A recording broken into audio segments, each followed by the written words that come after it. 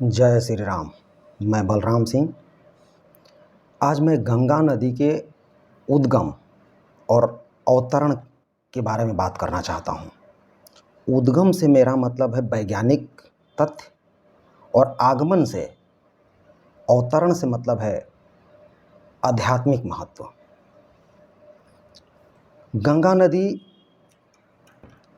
की लंबाई 2510 किलोमीटर है और यह नदी हिमालय के ग्लेशियर गंगोत्री से निकलती है और बंगाल की खाड़ी में गिरती है। हिमालय के ग्लेशियर गंगोत्री से एक बहुत ही पतली धारा निकलती है और वो धारा निकलकर ऋषिकेश में आकर और हरिद्वार में आकर बहुत चौड़ा पाट बन जाती है नदी की। लेकिन नदी निकलती है बहुत एक धरी, बहुत पतली धारा से। यह नदी बहुत ही पवित्र नदी है। इसे हिंदू धर्म में मुक्तिदायिनी कहा गया है। कृष्ण भगवान गीता में इस नदी के बारे में बोलते हैं कि नदियों में मैं गंगा और पर्वतों में हिमालय मैं ही हूँ। तो आप समझ सकते हैं कि यह नदी कितनी पवित्र है। इसके अवतरण की एक आध्यात्मिक कहानी भी है। इक्ष्वाकु वंश में एक राजा सागर हुए थे। सागर की 2 पत्नियां थीं। एक पत्नी से एक पुत्र हुए और एक पत्नी से 60,000 पुत्रों की प्राप्ति हुई। वो 60,000 पुत्र बहुत ही शरारत और शैतानी करते थे। एक बार राजा अश्वमेध यज्ञ किए और यज्ञ का घोड़ा छोड़ दिए। उस यज्ञ को सफल होते देख इंद्र भगवान के मन में ईर्ष्या आई कि यदि यह यज्ञ सफल हो गया तो मेरा सिंहासन डोल जाएगा। इसलिए उन्होंने अश्व के घोड़ा को, अश्वमेध यज्ञ के घोड़ा को पाताल लोक में ले जाकर कपिल मुनि के आश्रम में बांध दिया।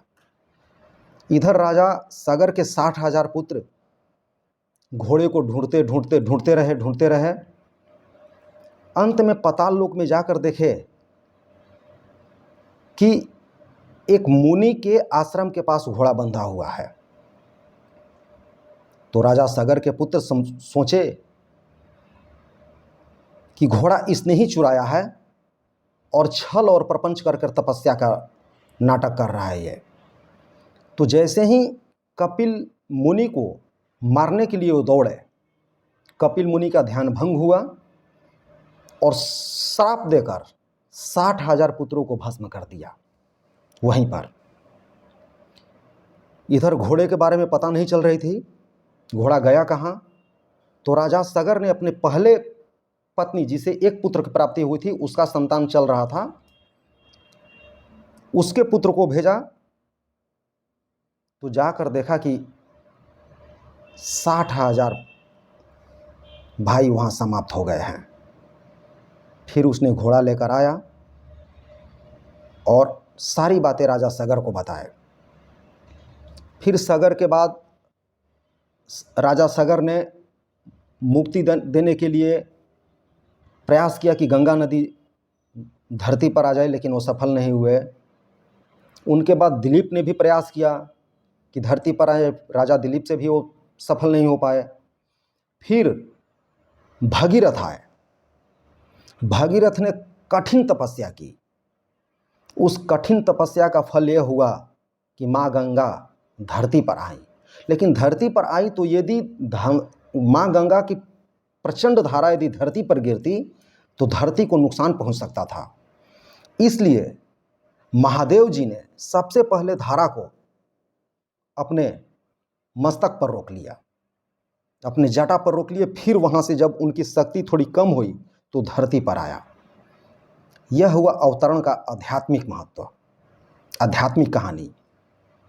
अब आप सोचिए, माँ गंगा कितनी पवित्र है, उनका जल कितना पवित्र है, उनके जल में क्या ऐसा खनिज और तत्व है कि उसमें कभी वायरस, कभी कीटाणु कुछ नहीं लगता। और आज वैज्ञानिकों ने इस बात को साबित कर दिया है।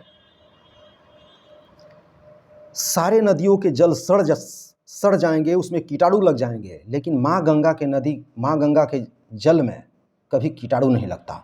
आप बोतल में रख दीजिए, 4-5 नदियों का पानी बोतल में रखिए और एक माँ गंगा के नदी का पानी बोतल में रखिए, लेकिन वो पानी कभी सड़ता नहीं है।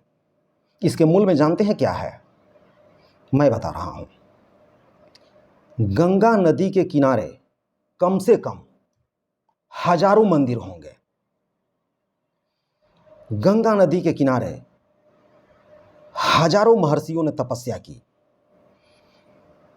और जो मंदिर है, मंदिर में घंट बजता है, घंटी बजती है, तो घंटी से जो लय निकलता है, वो लय एक पॉजिटिव एनर्जी, सकारात्मक ऊर्जा उत्पन्न करती है, जो कि गंगा नदी के धारा से जाकर मिलती है। और ऐसे ऐसे हजारों मंदिरों का घंट बजता होगा, वो हजारों मंदिरों का घंट का सकारात्मक लय माँ गंगा के नदी से मिलता होगा, तो आप सोच सकते होंगे। वहीं आप ध्यान कीजिए, जब हम किसी मंदिर या कहीं पवित्र जगह जाते तो शरीर की और मन कितना शांत होता है, और उस शांत चित्त से जो लय, जो वेव निकलता है शरीर से, उसकी एक अलग ही एनर्जी होती है। और जब माँ गंगा के किनारे हजारों ऋषि मुनि तपस्या किए, तो भी तो लय माँ गंगा के नदी से समाया, वो भी तो पॉजिटिव एनर्जी पैदा किया। और ये सारे सब पॉजिटिव एनर्जी मिलकर एक ऐसा खनिज तत्व पैदा किए कि माँ गंगा की नदी, माँ गंगा का जल इतना शुद्ध और सरल है। आप ध्यान दीजिए,